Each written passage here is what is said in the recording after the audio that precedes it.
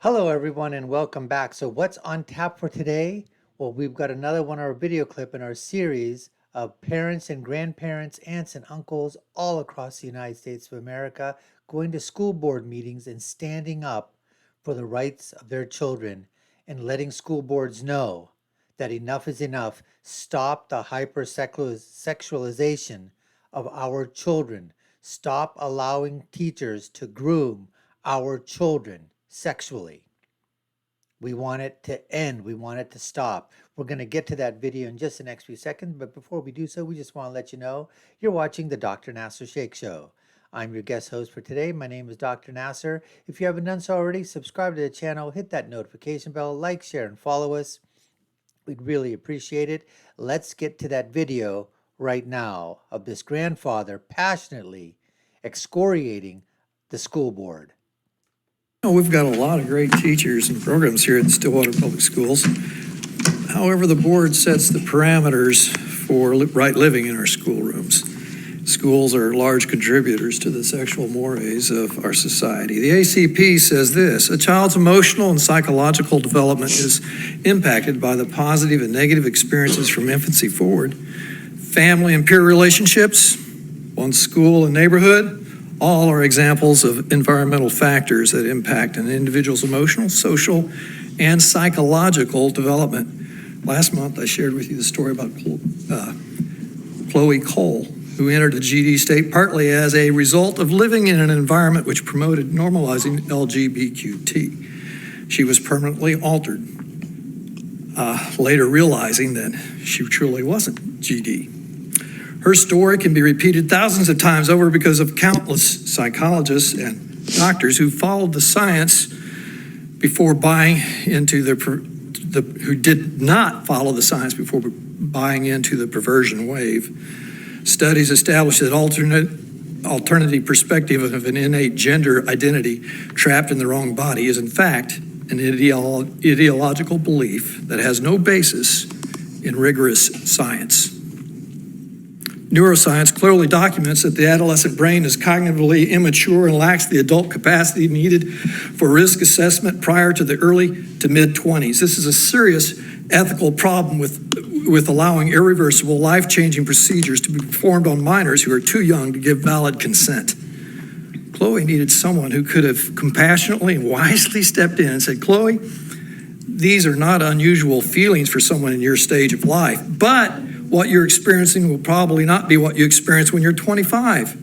Let's try some other ways of thinking. When you're old enough, you might make wise decisions for yourself." As a school board. And that's exactly what we're talking about. But no, what do these woke social justice warriors, what do they want to do on the school boards and counselors and teachers and others, and even including medical doctors and other science that just want to, give all in to this perversion, this delusion? No, let's go right away. Get you into therapy and then immediately, get you on puberty blockers, get you on hormonal blockers, get you on some medicine, and it will fast track you right to surgical alternatives for you. And this grandfather is basically saying, we need to just slow down a little bit, talk to these children, have a place where they can be talked to. That's all this is. But these school boards, they're so woke. They so want to basically, show that they have feelings and compassion and everything, that they're willing to basically, put policies forth and that actually are harming rather than helping. Anyways, let's continue.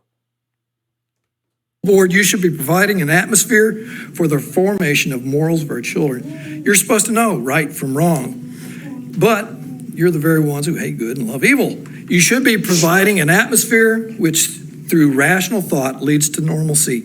Instead, you've normalized LGBTQ, pornographic books in our school libraries, and subs who openly dress as drag queens for second graders.